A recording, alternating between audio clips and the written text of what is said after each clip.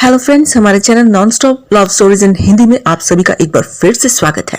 मैं रितु आप सभी के लिए एक नई स्टोरी के साथ। तो दोस्तों, स्टोरी स्टार्ट करने से पहले आप सभी से रिक्वेस्ट है कि हमारे channel non stop love stories in Hindi को लाइक, सब्सक्राइब और शेयर करना ना भूलें। इससे हमें एक बार फिर से हिम्मत मिलती है आप सभी के लिए एक नई प्यारी सी स्टोरी लाने की। तो दोस्तों, आप सभी हेडफोन्स लगा लें और इस स्टोरी का मजा आराम से लें। मेरा दावा है कि स्टोरी आपके दिल को छू लेगी। तो दोस्तों, मैंने सुना है कि इंसान जैसा सोचता है उसके साथ वैसा ही होता है, इसलिए हम इस चैनल पे आप सभी के लिए लव स्टोरीज लेकर आते हैं। ये कहानी एक सच्ची घटना पे आधारित है। इसके सभी पात्रों का नाम काल्पनिक है। आज की कहानी का नाम है राहें। तो दोस्तों, कुछ राहें जो होती हैं हमारी जिंदगी में नहीं आती हैं और पुरानी छूट जाती हैं। कुछ राहें हमें देकर जाती हैं और कुछ हमसे बहुत कुछ लेकर भी चली जाती हैं। तो आज की कहानी का नाम है राहें। कहानी शुरू करते हैं। मेरा नाम सुरभि है। हम लोग यहाँ पर शिमला में रहते हैं। ये दौर है 1998 का दौर है। ये यहाँ पर हम लोग हॉस्टल में रहते हैं, स्टडीज़ कर रहे हैं। तो मैं 10वीं क्लास में पढ़ती हूँ। वैसे मेरी उम्र 16 साल है। मेरी और 3 फ्रेंड्स हैं। एक का नाम है नेहा, वो भी 16 की है। एक का नाम है नैना, वो भी 16 की है। और एक का नाम है छाया, वो 15 साल की है। तो दोस्तों, इस टाइम में हमारे पास जो मोबाइल फ़ोन्स नहीं आए थे, लैंड फ़ोन्स चलते थे और पीसीओ चलते थे इस टाइम में। तो हम लोग जब हॉस्टल से हम लोग परमिशन लेकर बाहर जाते हैं अपने मम्मी डैडी को फ़ोन करने के लिए। तो कभी कभी परमिशन मिलती है, कभी कभी नहीं भी मिलती। हम लोग वैसे भी चले जाते होते हैं कभी ऐसे ही चोरी चोरी। लेकिन हमारे हॉस्टल में इतने स्ट्रिक्ट नहीं है। लोगों को दिखाने के लिए हमें को स्ट्रिक्ट रखते हैं, थोड़ा सा गुस्सा भी कर देते हैं कभी कभी। लेकिन वैसे ये लोग बहुत अच्छे हैं हमारे साथ। तो हमारे जो अच्छा है इंग्लिश मीडियम में, हम हमारे जो पेरेंट्स हैं वो महीने में एक बार आते हैं, हमें पॉकेट मनी देकर जाते हैं, थोड़ा पैकेट फूड भी देकर जाते हैं, तो कपड़े भी देकर जाते हैं, आदि आदि। ऐसा ही होता है हॉस्टल्स में, आपको पता होगा सभी के पेरेंट्स आते हैं। तो फिर चले भी जाते हैं एक दिन यहाँ पर स्टे करके। तो जो मेरी ममा है वो एक नर्स है और जो मेरे पापा हैं वो एक डॉक्टर हैं। मेरे 2 भाई और हैं। बड़े का नाम है आनंद जो 18 साल का है और छोटे का नाम है अरमान, वो 13 साल का है। तो हम लोग ऐसे ही हॉस्टल से बाहर कभी कभी जाते हैं, तो घूम फिर के चाउमीन्स खा के आते हैं, चाइनीज़ फूड खाते हैं, जैसे हमें अच्छा लगता है हम लोग वैसा खा पी कर आते हैं। तो एक बार तो अब हमने सोचा कि हम 10th क्लास में हो गए हैं, शायद हम लोग बहुत बड़े हो गए हैं। हम लोग 4 लोग साथ ही रहते हैं। तो हमने एक बार सोचा चलो यार, उस दिन हम लोग पीसीओ पे गए फ़ोन करने के लिए। तो वहाँ पर और भी काफ़ी अच्छी अच्छी खाने की चीज़ें थी। तो वहाँ पर बियर की बॉटल्स पड़ी हुई थी। तो हमने कहा, हमने एक ले ली। हमने वहाँ पर रेस्टोरेंट में बैठ के हमने थोड़ी थोड़ी पी। तो हमें अब थोड़ा, हमने फर्स्ट टाइम पी थी, तो थोड़ा सा सिर हमारा घूमा। तो हम लोग ऐसे ही चल ही रहे थे और थोड़ी हमारी चाल भी बिगड़ गई क्योंकि हमने फर्स्ट टाइम पिया था। उस टाइम एक हमें फ़ौजी मिला। तो हमने उसको बोला कि, वो कहता कहाँ जा रहे हो तुम, ऐसे लग रहा है जैसे तुमने कुछ नशा किया है। हमने कहा नहीं भाई, हमने कोई नशा नहीं किया। लेकिन वो कहता चलो मैं तुम्हें छोड़ देता हूँ, कहाँ पर जाना है। फिर हमने बताया हम इस हॉस्टल में हैं। तो फिर उसने हमें छोड़ा ही एक तरह से। उससे पहले हमने उसका नाम पूछा। उसका नाम था सुनील। तो वो था एक फ़ौजी, उसने फ़ौजी कपड़े पहने हुए थे। उसने हमें हॉस्टल तक छोड़ा, बाहर तक, पीछे से, आगे फ्रंट से नहीं। तो हमारे हॉस्टल का जो रूम था वो पास ही था। तो हमने उसको बाय बोल के हम लोग आ गए अपने हॉस्टल में। तो इसके बाद में फिर उसने हम लोग अपनी क्लासेस में, जैसे हम लोग सुबह नॉर्मली जाते हैं, फिर शाम को आते हैं। फिर शाम को आते ही हम लोग चाय पे चले जाते हैं। कभी मेस में जाते, कभी बाहर चले जाते हैं खाने पीने के लिए। ऐसे ही हमारा बंकिंग सिस्टम ऐसे ही चलता रहा। और हम स्टडीज़ भी जब करते, हम हॉस्टल के बच्चे आप लोग जानते ही होंगे, जब स्टडीज़ करते हैं तो बहुत ही ज़्यादा लीन होकर स्टडी करते हैं। तो हम लोग भी ऐसे ही थे। जब हमने बुक्स खोलनी तो और हमें कुछ होश नहीं रहनी, बस बुक्स में ही हम खो जाते थे। और पता नहीं कितने हमें सुबह कब होती थी हमें नहीं पता चलता था। तो ऐसे ही हम लोग हॉस्टल में फिर हम लोग ऐसे ही टाइम निकल गया। +1 +2, जब +2 में थे हम लोग तो 2000 चल रहा था उस टाइम। तो आपको पता है अप्रैल में सेशंस ख़त्म होते हैं। अप्रैल में फिर हमारा जो सेशन था वो कंप्लीट होने वाला था। उससे पहले ही मुझे सुनील ने प्रपोज़ल दे दिया। वो वहाँ पर ही था, उसकी पोस्टिंग थी ना। शिमला में ही थी उस टाइम। तो हम लोग काफ़ी क्लोज आ गए। हम लोग नाइट में भी कभी कभी वो हमारे रूम में आता था खाने पीने की चीज़ें लेके। काफ़ी हमने अच्छा टाइम बिताया सभी ने। तो कभी कभी हम पूरी पूरी रात भी बाहर रहते थे ऐसा। फिर उसके बाद में जब मैंने सुनील को कुछ नहीं बताया, तो प्रेगनेंसी हो गई थी मुझको। घर आई मैं फिर 2001 में। हमारे पेपर्स वगैरह हो चुके थे कंप्लीट। तो मैं घर आई। घर में जो मेरी मम्मा थी, मैंने आपको बताया ना, वो एक नर्स थी और पापा मेरे डॉक्टर थे। तो इनको जब पता चला तो इन्होंने तो कहा कि अबॉर्शन करवाओ। तो लेकिन मैं रेडी नहीं थी इस चीज़ के लिए। उसके बाद मैंने काफ़ी ट्राई किया कि मैं सुनील से बात करूं कैसे भी, लेकिन फ़ोन कभी नहीं लगता था, कभी कोई और फ़ोन उठा लेता था। ऐसे ही होते होते मैंने वैसे उसको अपने घर का एड्रेस दिया था, देहरादून का, लेकिन वो मेरे घर तक कभी नहीं आया। उसके बाद में मेरे पेरेंट्स ने 1-2 महीने बाद मुझे कह दिया, या तो अबॉर्शन करवाना है या हमारी बेइज्जती नहीं करनी यहाँ पर, या तुम घर से चले जाओ। तो मेरे बड़े भाई ने तो बात करनी छोड़ दी थी। छोटा जो अरमान था वो मुझे कहता सुरभि यार, जैसे पेरेंट्स बोल रहे हैं वैसा कर लेना, तू क्या ज़िद पकड़ के बैठी हुई है, पता नहीं कहते वो उसने आना है कि नहीं तेरी लाइफ में दोबारा। तो मैंने कहा नहीं, जो मैं अपने डिसीज़न है वो हमेशा मैंने लाइफ में पक्के तौर से लिए हैं।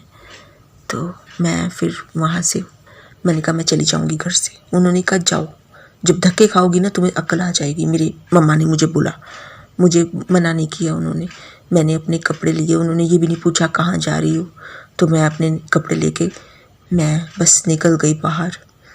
फिर मैंने पैसे थे मेरे पास गोल्ड की चेन थी, और मेरी कान के जो थे इयररिंग्स वो भी गोल्ड के थे। तो मैंने वो सेल किए। तो उसके बाद में फिर मैं चलती, पहले मैं ट्रेन में मैंने धक्के खाए, फिर मैं बाहर आई। मेरे को समझ ही नहीं आ रहा था मैं क्या करूं। मैं शिमला में मैं चली गई। मैं फिर वहाँ पर एक नन थी, उन्होंने मुझे देखा। मैं भूखी थी उस दिन, मेरे पास पैसे नहीं थे बिल्कुल भी, पैसे सारे खर्च हो चुके थे। तो उन्होंने मुझे देखा, उन्होंने कहा भूख लगी, मैंने कहा हाँ। तो सर्दी इतनी पड़ रही थी, मेरे पास चाय पीने के भी पैसे नहीं थे। फिर उन्होंने मुझे चाय पिलाई, फिर उन्होंने मुझे गरम गरम खाना दिया। फिर उन्होंने मुझे कहा कि यहाँ पर स्टडी करवा लोगी ना। मैंने कहा हाँ छोटे बच्चों को स्टडी करवानी थी। तो मैंने उनको स्टडी करवाना शुरू किया वहाँ पर। कॉन्वेंट था उनका। उसके बाद में मैं वहाँ पर ही, उन्होंने मुझे एक रूम दे दिया। तो मेरी फिर बेटी पैदा हुई, मैंने उसका नाम कल्पना रखा। तो लेकिन मैं अपने घर में फ़ोन करती तो मेरे जो छोटा भाई अरमान है वो हमेशा मेरा फ़ोन अटेंड करता। लेकिन मेरे मम्मी पापा और जो मेरा बड़ा भाई था आनंद, वो तो मेरे से बहुत गुस्से में थे, उन्होंने मेरे से बात नहीं की। लेकिन मैं यहाँ पर कल्पना को भी संभालती थी और छोटे बच्चों को भी स्टडी करवाती थी, क्योंकि बच्चों का तो था ये स्कूल, तो वो उनको कोई ऑब्जेक्शन नहीं थी। मैं अपने बच्चे को भी साथ ही ले जाती थी। ऐसे ही करते करते टाइम काफ़ी निकल गया। फिर जो मेरे पेरेंट्स थे वो भी मेरे से बात करने लग गए, क्या कर रही है आजकल कल्पना की बातें करते। फिर उन्होंने मुझे कहा कि तू घर तो आ सकती है, लेकिन हम लोग तुझे सब लोगों को आसपास की ये बोल देंगे कि इसका डिवोर्स हो चुका है, लव मैरिज करवाई थी इसने। मैंने कहा हाँ ऐसे बोल देना करके। तो मैं उस दिन कल्पना हो गई मेरे पास, थोड़े 7 साल की हो गई थी कल्पना। अब जब मैं फ़र्स्ट टाइम अपने घर जा रही थी, ये 2007 का टाइम था। तो मैं अपने जब घर देहरादून पहुंची तो वहाँ पर मेरे जो भाई थे वो गाड़ी लेके खड़े हुए थे। मेरे मम्मी पापा ने आके सीधा मुझे हक किया। मैं बड़ी खुश थी। तो मैं बचपन से, आपको मैं बताया नहीं है शायद, मैं ड्राइविंग करती थी, जीप थी हमारे पास। तो मैं बचपन से, इन्होंने मुझे जब भी घर जाती थी तो मेरे बड़े भैया और जो छोटा अरमान मुझे ड्राइविंग सिखाते थे। तो मेरे को ड्राइविंग आती थी। तो जब मेरी मम्मी ने मुझे गले लगाया ना, तो पीछे फौजियों की गाड़ी मैंने देख ली। उसके अंदर मैंने सुनील को बैठे देखा, और जैसे मैंने सुनील को देखा मेरे रंग आ रहे जा रही थी। मुझे समझ नहीं आ रहा था मैं उसके पीछे भागूं, क्योंकि वो गाड़ी चल पड़ी थी। मैं एकदम ड्राइविंग सीट पे बैठी। मैंने कहा आज मैं ड्राइव करूँगी। सबको मैंने बोला जल्दी बैठो। मैंने ना कहीं अपने घर नहीं गई, बस मैंने उस गाड़ी का पीछा करना शुरू कर दिया।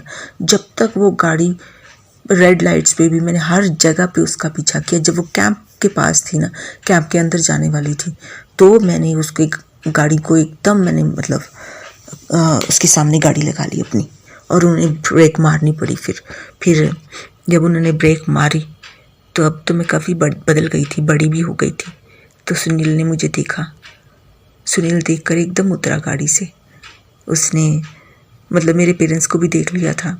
मैं उसके पास गई और मैंने कहा तूने मुझसे कांटेक्ट क्यों नहीं किया।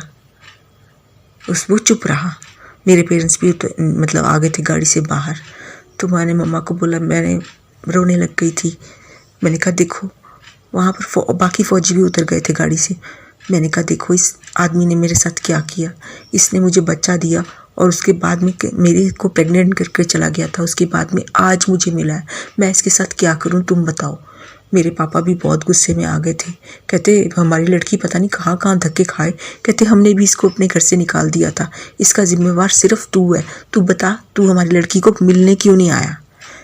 मैं भी ऐसी बोल रही थी। तो उसने कुछ नहीं किया। उसने अपनी जो पैंट थी वो थोड़ी सी ऊपर करके उठा के दिखाई। तब पता चला उसकी पैर नकली, जो टांग थी वो पूरी नकली लगी हुई थी। आर्टिफिशियल लिम्ब लगा हुआ था पूरा। फिर मैं चुप हो गई। फिर उसने बोला, कहता मैं जब तेरे से मिलने के बाद में, कहता एक डायनामाइट के मतलब ब्लास्ट हुआ तो मैं उसके चपेट में आ गया और मेरी टांग एकदम चली गई थी। कहता मैं 6 महीने हॉस्पिटल में रहा। तो कहता मैं 3 महीने तो कोमा में रहा। जब मुझे होश आया तो उसके बाद में कहता मेरी हिम्मत नहीं हुई तेरे से मिलने की। मुझे नहीं पता था तेरे को प्रेगनेंसी है, नहीं तो मैं ज़रूर तेरे से मिलता। कहता मेरी यही कहानी है, बस मेरे साथ ये हो गया था। उसने बहुत सॉरी बोला, सुरभि मेरे को माफ़ कर देना। फिर उसने कल्पना जो थी वो 7 साल की थी, कल्पना को उसने प्यार किया। तो फिर मेरे मम्मी पापा कहते सुनील अब हमारे घर चलो। फिर वो लोग मतलब सुनील को लेकर आ गए। फिर भी मैं खुश थी कि जैसा भी मेरे को सुनील कैसे भी मिल गया, पर मुझको मिल गया। उसके बाद में पेरेंट्स ने उसके पेरेंट्स से कांटेक्ट किया। फिर उन लोगों ने हमारी मैरिज रख दी। 2007 में ही हमारी मैरिज हो गई थी, नवंबर में। तो आज की डेट में मेरे पास एक और बेटा है, उसका नाम साहिल रखा है मैंने, और हम लोग खुश हैं। चलो जैसे भी है, लाइफ कटी जाती है। दुख हो सुख हो सब कुछ हो ही जाता है धीरे धीरे। और आज की डेट में मैं बहुत खुश हूँ। 2 बच्चे हैं। मेरे माँ बाप को मेरे से कोई गिला शिकवा नहीं है। वो कहते जैसे जो हो गया वो हो गया। मेरे को भी मेरे पेरेंट्स से कुछ नहीं है। आनंद भैया जो मेरे बड़े भाई हैं वो भी खुश हैं। अरमान जो है वो भी खुश है। अब तो जो अरमान है वो काफ़ी बड़ा हो गया, और जो बड़े भैया आनंद है वो तो अपने काम से पहले ही बिज़नेस में थे ना वो अपने। और अब छोटा वाला जो मेरा भाई है वो भी बिज़नेस में चल गया है। और यहाँ पर जो मेरे बच्चे हैं वो अभी स्टडी कर रहे हैं, और जो इनके पापा हैं सुनील वो मिलिट्री में ही है, और जहाँ पर उनकी पोस्टिंग होती है हम लोग वहीं चले जाते हैं। अच्छी खासी हमारी लाइफ अब चल पड़ी है। तो मैं अपने खुदा से भी शुक्र करती हूँ कि जो उसने हमारे साथ किया अच्छा किया। जैसे उसने दी, जो राह उसने हमें दी, हमने बस वो ही पकड़ ली। ज़िंदगी बस यही है, खुश रहने का नाम ही है। तो दोस्तों, आई होप ये स्टोरी आपको अच्छी लगी होगी, आपके दिल को छू गई होगी। मेरी प्रेयर यही है कि आप लोगों की सराउंडिंग्स हमेशा लव से भरी रहें, आपके पास आपके लव वन डियर वंस हमेशा रहें। तो और अगर आप मेरे को कांटेक्ट करना चाहें तो आप मेरे फेसबुक अकाउंट, मेरी आईडी का नाम है एडन आर्नल्ड, तो आप मुझको इस अकाउंट पे आप लोग मुझे अपनी फ़ोटोग्राफ्स भेज सकते हैं। मैं आपकी फ़ोटोग्राफ्स जो हैं अपनी वीडियो में एडिट कर दूंगी। और दुआ करती हूँ आप लोगों के साथ हमेशा अच्छा रहे, सब कुछ ठीक रहे आपको लोगों की लाइफ में। Okay, thank you so much.